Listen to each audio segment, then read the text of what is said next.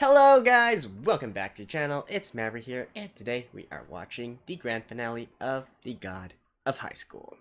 So last episode certainly went from 0 to 100 super fast, right? And in fact, I wouldn't even say it's 100, it's like 110, 120. We are completely out there now. One moment ago, we were just having a nice little martial arts tournament to, I guess, determine the greatest fighter in all of Korea, and then suddenly, a few episodes later, here we are. We've got like gods, we've got like I don't know, demons, we've got like angels, we've got like monsters, and we got people summoning asteroids from outer space. We got mass teleportation, all that good stuff, right? And don't get me wrong, it's entertaining as hell, but it's like so random, and you really can't get a scale for the power level, right? Because it seems that anybody can one-up somebody else at any time. The sky is the limit, right? Now, with that being said, though, we are at least concentrating on one thing, and that is Jago, right? The guy who now apparently has the key and has turned himself into, I don't know, God on Earth or something like that. He's got the halo and all that. And now I'm assuming that our main protagonist and all, and the commissioners are going to have to work together to stop him. Although, how much the main cast can actually contribute, I'm actually still kind of dubious about, considering they are sort of like a child in the woods compared to all the other stuff that's going on, right? So, let's just see exactly how they choose to end this first season. Let's get right into it. Alright, let's begin in 3, 2, 1, play. And is it gonna have a second season? I don't know. I like to check it out after the end here. Oh, we're actually starting with the opening. I should have checked. I would have skipped it. But, hey, one last opening, I guess.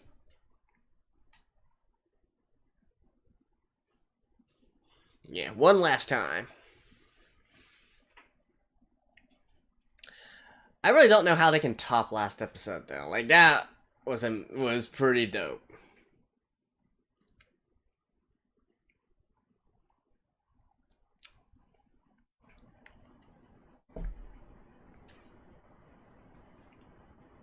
Happy, yeah, contradiction. I think my favorite still has got to be the Grandpa Magician, or whatever he is. Especially, like, summoning an asteroid from outer space and slamming it into the god. Oh, that scene was awesome.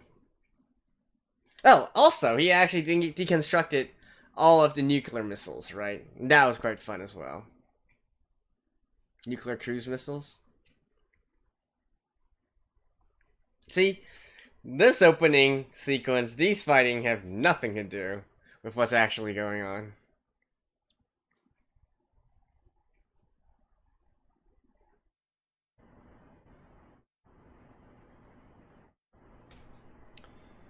Alright. God. Well, that's certainly nice and simple and straightforward.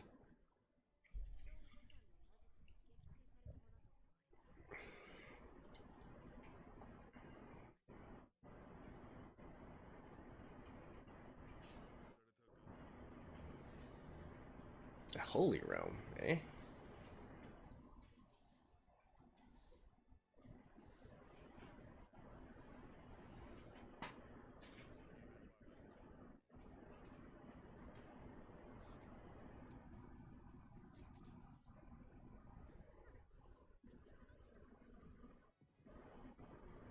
I think he actually might be one. Alright, are you gonna transform now?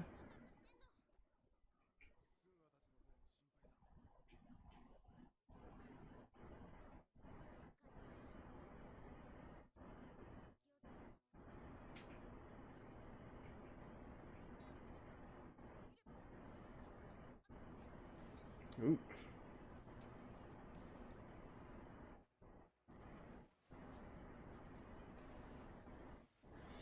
I'm surprised that with his power-up, he can't just...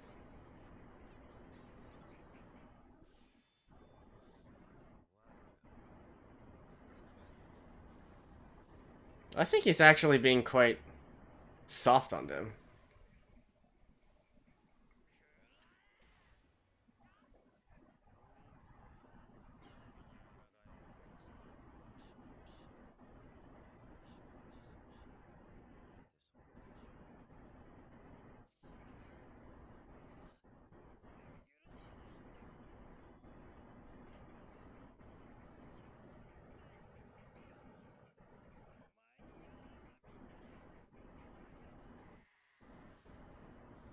Oh.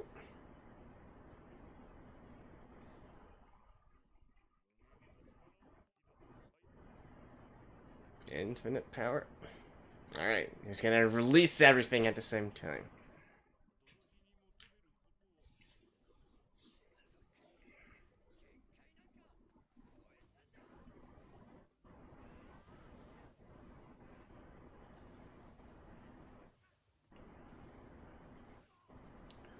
Yeah, look at this. Look at this fight here. How they're circling around at the same time as well.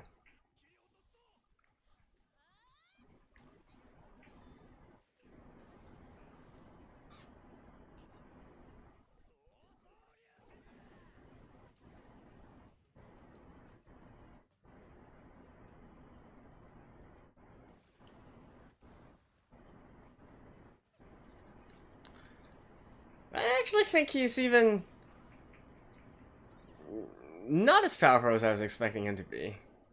I would have thought he would, like, just completely wipe them out in, like, 1 second.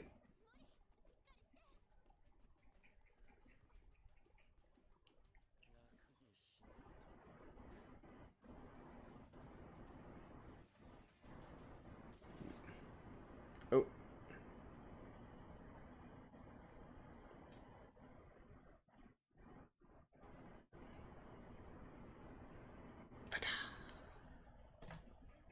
Your Majesty.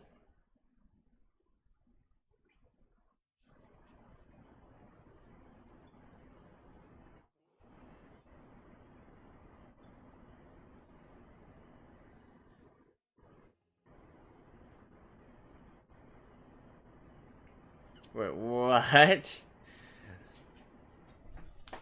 Yeah, but yeah, Jingubang.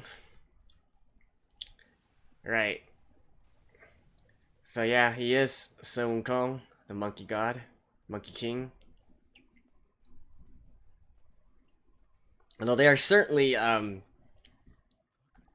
their own take.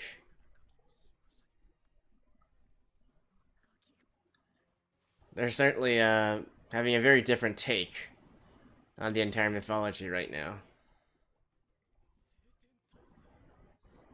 Saitan Taisei. Uh,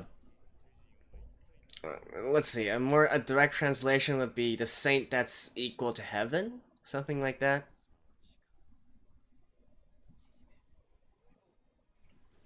Right.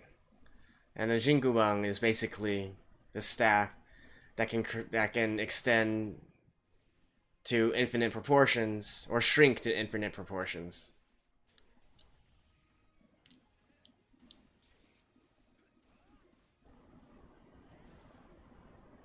So I guess basically what they're going for here is because Song Kong was actually one of those that could basically he could have his way in heaven amongst all the gods and none of them could stop him. The only one that could stop him in the end was Buddha.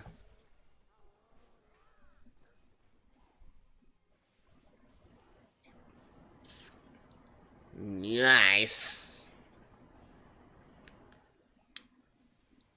Oof.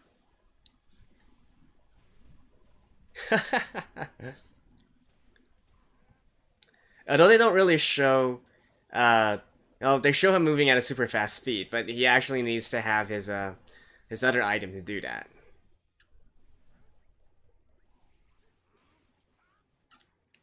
Oof.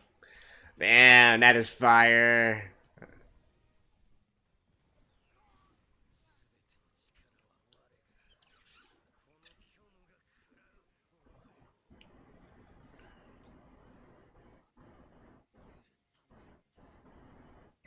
Oh. Pro.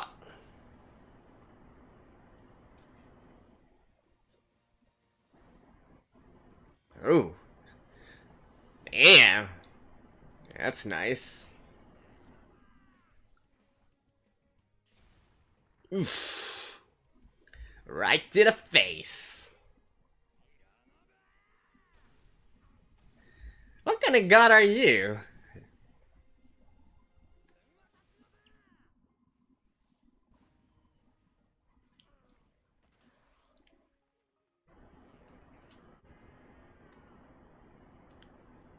Oof.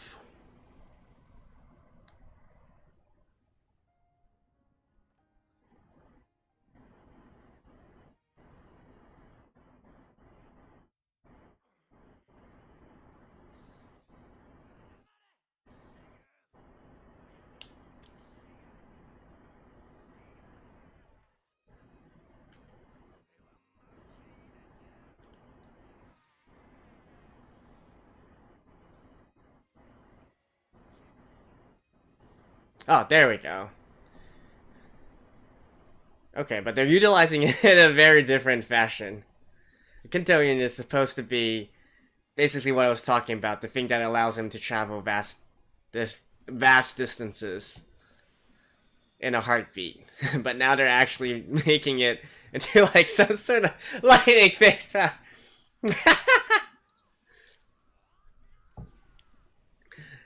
I mean, I gotta say, I dig it. I like this creativity. I like this imagination.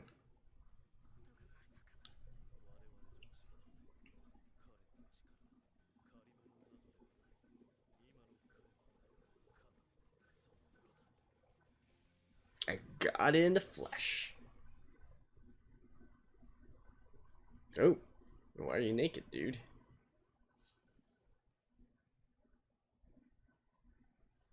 Oh, you're still in this position?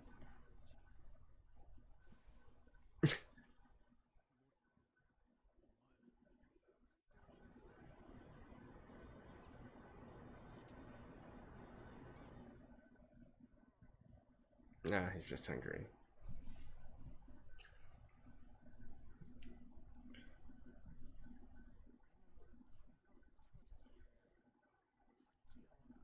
Ah, he still has that handband. The handband is actually a controlling there we go. Yeah, it can constrict him.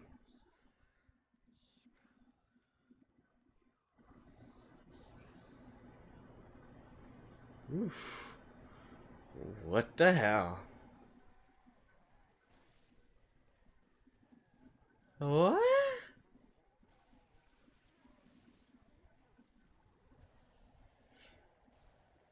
Holy shit.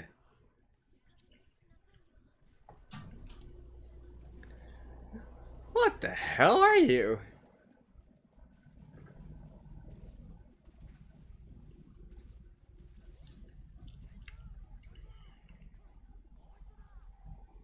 Oh.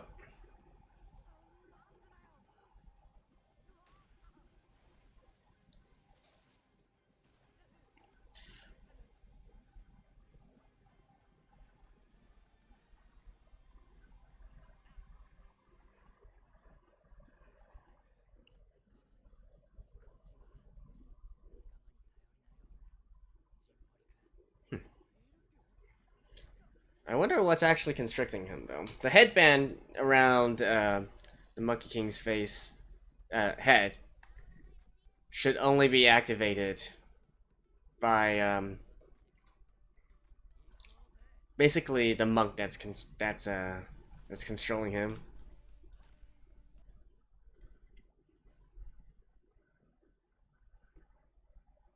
What's with this sudden background music?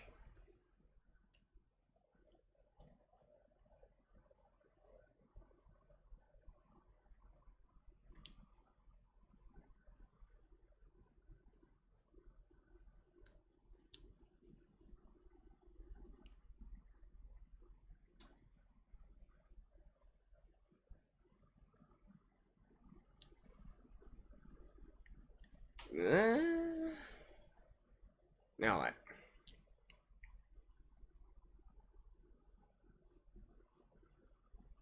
Hoi!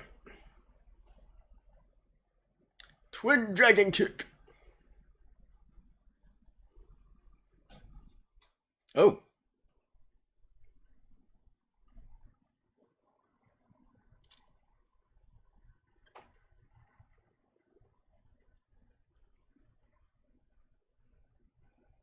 Hmm?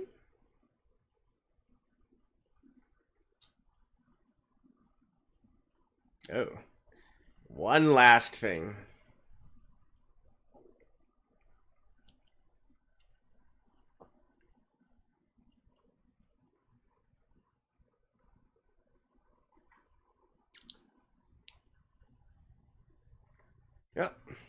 Sucks to be you.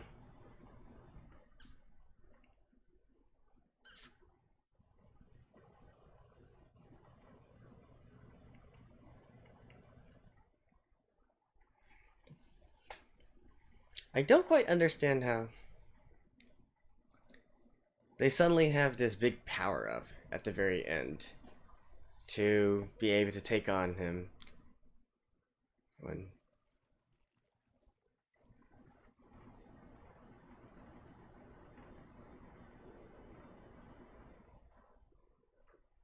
I don't think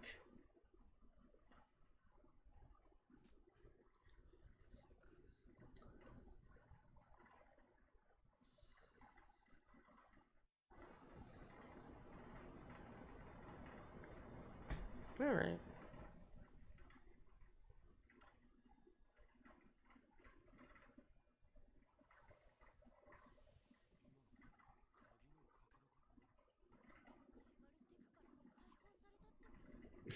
So they now need to travel around the world, regather fragments of the key to create the key once again.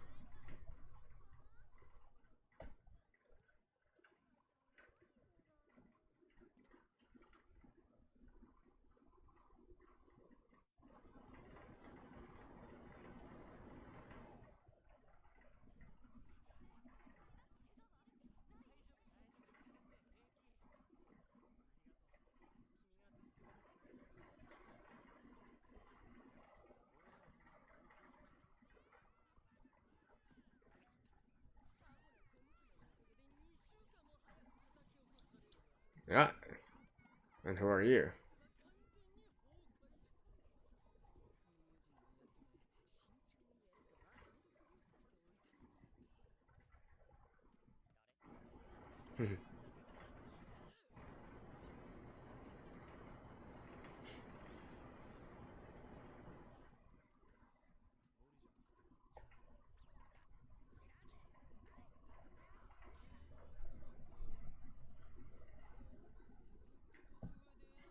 She has a very interesting voice.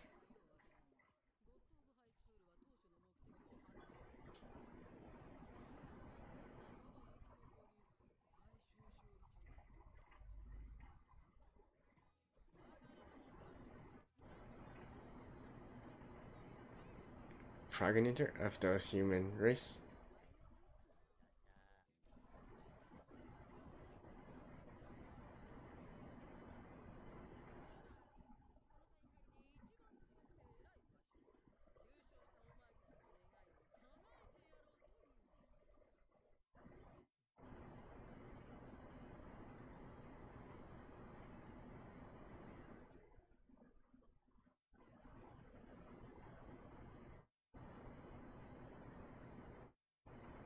Oh.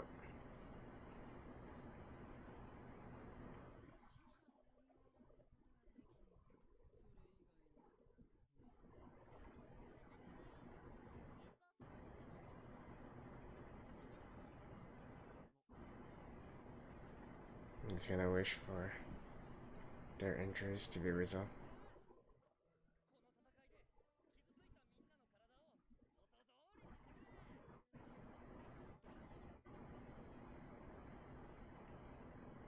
Does that include... Oh no, those are dead. Who the hell are you, lady? Or, I mean, I think a better question is, what exactly are you?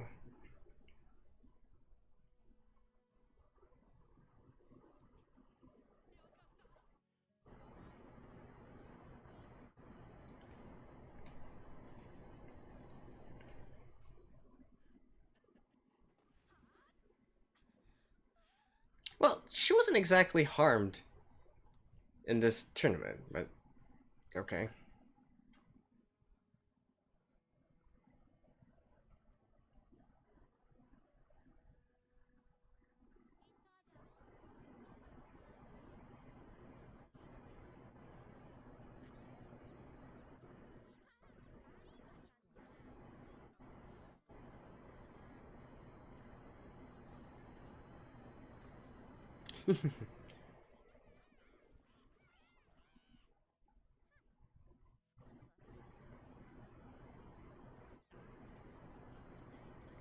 You're a monkey.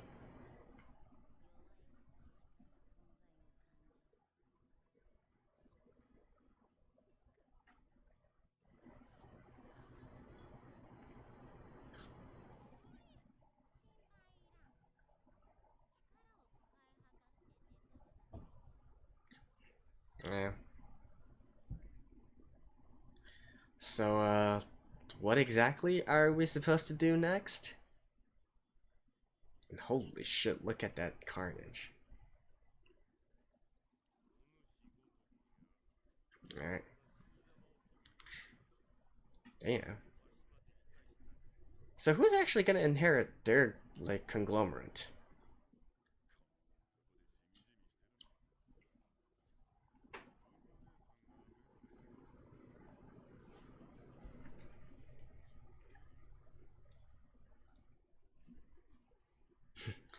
Union, is that lady?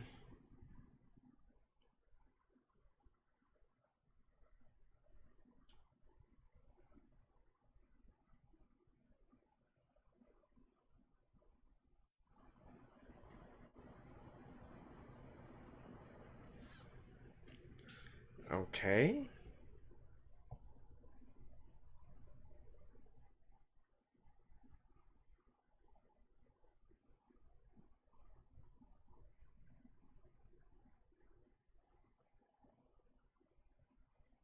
Well, good morning.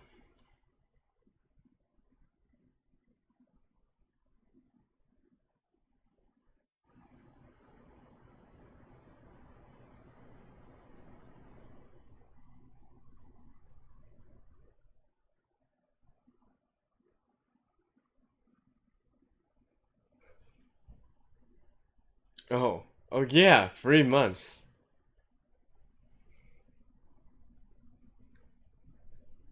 This first meal in 3 effing months? Holy shit.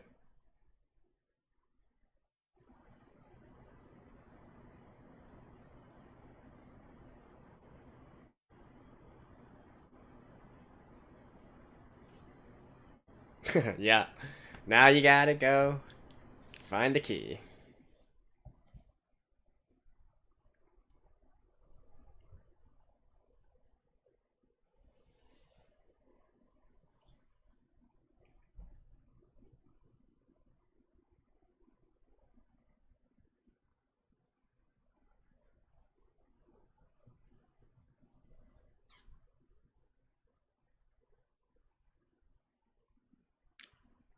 Oh, so that was where?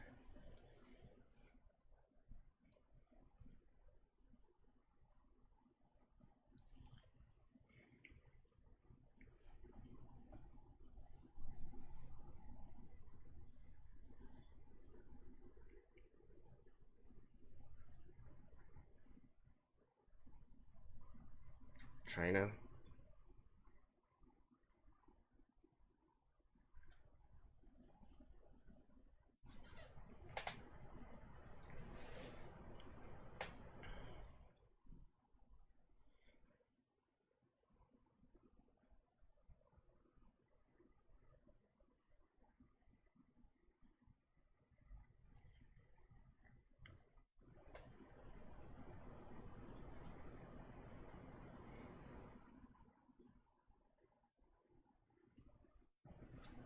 Well, alright.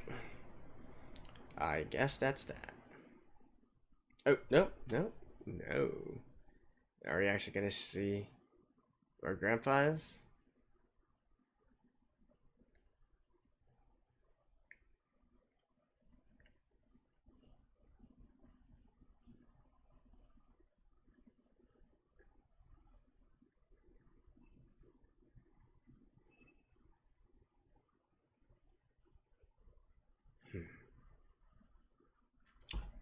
Okay. See you guys after this.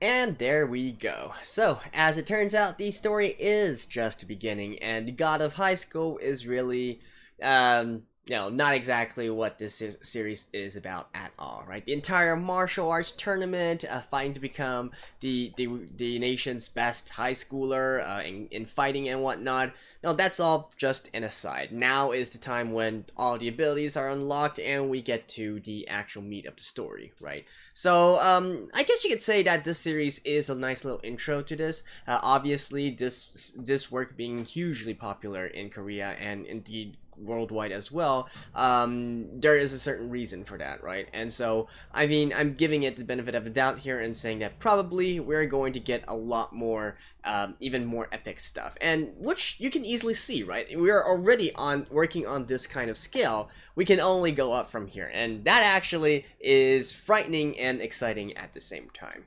But let's talk a little bit more about this episode, right? So, in the end, it is confirmed that Mori was Song Kong, the Monkey King. I think I first made that sort of connection back in episode 3 or 4 because of a certain scene, right? We see Song Kong being, basically up in heaven and being defiant against all the other gods and whatnot. Now, they are definitely taking a lot of liberties in adapting Song Kong's story. So, like in the original, I guess it was a case of bullying as well. The gods didn't really show any respect towards Song Kong, and so he also rose up in defiance against them as well, and we had this back and forth, right? I think what is being portrayed here is that they're just basically portraying all the other gods as being evil, essentially, and Song Kong being the I guess the hero, the good guy. Of course, that could just be a sort of beautification by himself, since that is looking back on Song Kong's own memories, but I presume that's what they're going for here. And they showed off a lot of his iconic abilities and his iconic items as well. So the Zhui Bang, actually, I kind of forgot what they called it here, but basically the staff that can enlarge and shrink simultaneously, like whatever you want to do with it, right? So that's one of the most iconic weapons of Song Kong. So normally he actually shrinks it into like as small as a needle and then puts it inside his ear, and then when he needs to do battle, he'll use it. And we see a creative usage of it here, right? All too often, I feel like in a lot of series or in a lot of drawings or depictions, they're just showing Song Kong wielding the staff like just like a normal staff, right? When in reality, I would be expecting him to use it a lot like what is portrayed here, utilizing the ability of it being able to extend and whatnot infinitely, or even enlarge himself, and utilize that as a very important weapon, combined with all the other stuff that he can do. So I love that, and I also love how they sort of reimagine some of the abilities and items as well, right? So say for instance the Kindoyun, which basically is the thing that Mori summoned later on and to drop lightning on Jigar, right? So originally that was not supposed to be that kind of offensive weapon. It was actually more something that allowed basically Song Kong to ride on clouds, and it also allowed him to gain like super fast speeds. Like I think the saying goes is that he just needs to do a backflip or a somersault or whatnot, and he's already like 10,000 miles away, or 10,000 kilometers, something like that, right? It's just a nice little catchphrase there, but he can do that because of this specific item and the usage of this specific item. Here though, they reimagine it into like dropping lightning and whatnot. And I think that's cool, alright? I think that's cool because we know about the ancient, the ancient legends of Song Kong all too well, right? It's a very famous story, and I do like them seeing a work trying to utilize the same sort of thing, but then also being very liberal about how they utilize the powers, just because it can give us something new, right? So I do dig that. Now, with that being said, though, if they are, I'm not quite sure how closely they are going to go with the actual story of Song Kong, which of course, for anyone who doesn't know, the character or the fictional character of Song Kong is basically from a novel. It's most famously from a novel called Journey to the West, in which a Buddhist monk or a Buddhist monk named Tang Zhang basically traveled to the Western world from China in order to find some sacred scripts and literatures and whatnot, and bring it back to China and to further enhance Buddhism, if you will, which is actually based on a true character. Though Journey to the West is sort of like a fictionalized retelling of that person, of the story, and along the way, he meets many various other demons, creatures, animals, whatever you want to call them, that help him along the way in his journey, right? And the first one that he met was actually Sun Wukong, who was actually being imprisoned for basically, being disrespectful to the gods and whatnot, and imprisoned by none other than Buddha, right? So, and the Buddha that I'm talking about here is actually going back to Mujin, back to the first episode when he showed off his abilities, and I guess in the later ones as well. He used the Buddha's palm, right? We can see like a huge hand slamming down onto the earth, and that's basically what caught Sun Wukong in the first place, according to legend, and that's how he was imprisoned and only released later on while he did some good deeds, right? And what the reason why I made such a big deal about the sort of headband, head ring that Mori had around him is because that is the thing that's used to control Sun Wukong by Tang Senzang to ensure his loyalty, and that he doesn't go around and do some foolish stuff or get into like because he's an unruly kind of character, right? So there was some need for Tang Senzang, who was just a normal human, to be able to control Sun Wukong, and so that was it. And so that got my brain turning to thinking, all right, so even though this is a slightly reimagining of Sun Wukong and his abilities and whatnot, is it going to be sort of the similar origin story? Is there actually going to be someone who is actually the I guess you could say master of Sun Wukong, and who will keep him on the leash and ensure that he doesn't do anything bad or awful? So I guess that is some potential things to think about going forward here. What else? So I guess one thing about this episode, I have to say that I didn't really dig that much. So I love the action. I love the fights. I think it was very well animated, and disregarding the final one where we had like all three of them working together with Ipio to take down the monster looking dude. The rest I felt like were pretty high energy, pretty high quality. And the whole reason why I'm not so big of a fan of that particular scene where Mori and Dai and Mira and Ipio all joined forces together to defeat the monster is because I just feel like that's still sort of out of their league. If you guys recall back at the very beginning, I was saying, hey, these guys, these few kids basically have just received their Chakuriku, right? And they are indeed, like, I still feel like they are very far away from even a normal commissioner. So to be able to actually stand toe to toe with a god here that has eaten the key and is supposedly even stronger than I guess Mujin, and then also the leader of the cult and whatnot, you would think that you would think that there would be a lot more trouble by them in trying to take on him by themselves, but it is what it is, I guess. We got the nice little wish from Mori as well, being the great guy that he is, just solves everybody's injuries and all that. So yeah, good on him. Little golf clap here. And I mean, I don't know. This I feel like I should just go into basically my breakdown of this series as a whole, right? So I think my evaluation of it is still the same that I've been saying through since the midway point, and that is, to me, this feels like a fighting game made into an anime. That's basically it. So fighting games, of course, they have their own stories as well. It's not really the main reason why you're buying the game, right? You're just buying it to fight, right? So it reeks of the similar quality to that. Like, yeah, sure. I mean, the story is obviously a lot deeper, and they do a lot more stuff. The scale is much larger, but I mean, at its core, I feel like they're really not taking all that much time to develop the characters or develop the story step by step. Maybe this is an anime issue, maybe the original work was already this way, but I definitely feel like we are running along, and I think even skipping some kind of stuff that I feel would be important here, right?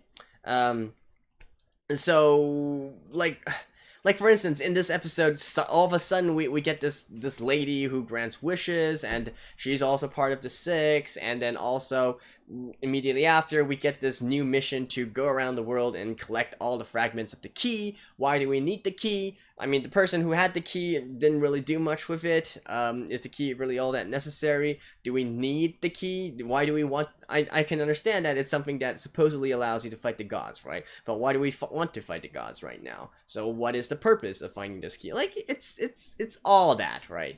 And so I do wish that they could have maybe developed a little bit more time in order to smooth these things out and whatnot. But, well, I mean, at least the fighting is entertaining and the setting is entertaining, right? So, you know, back to what I was saying earlier, they've already made this such a large scale. How exactly are they going to continue with, you know, building upon this foundation and then reaching even higher and higher power levels, if you will? Right? So, I mean, right now, the destructive abilities that we see, they're clearly already capable of leveling an entire city just by themselves, right? Maybe like within a minute or so. How large a scale can we actually get?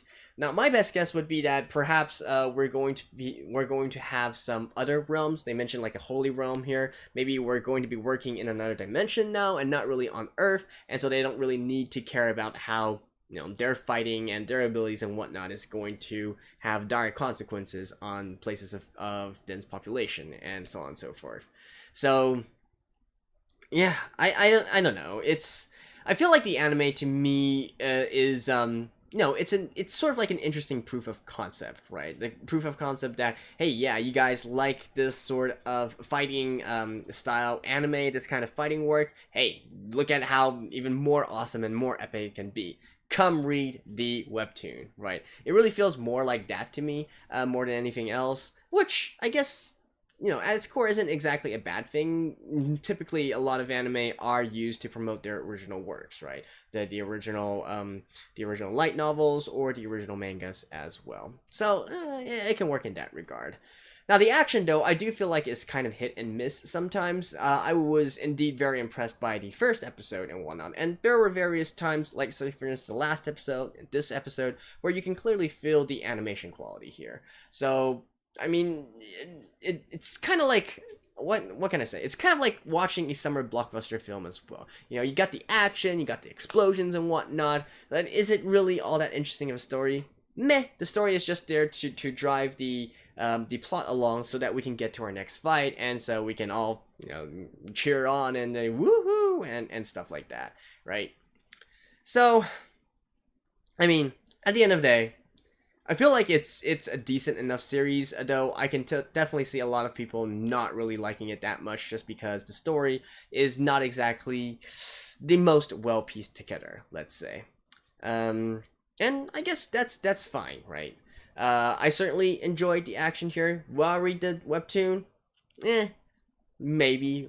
Like I said, I am really interested on how they can take the story, right, and how they can continue on to add on to the story. You know, next thing you know, they're actually destroying like half the planet or something like that. So they definitely need some kind of way to tune it in to a more manageable levels.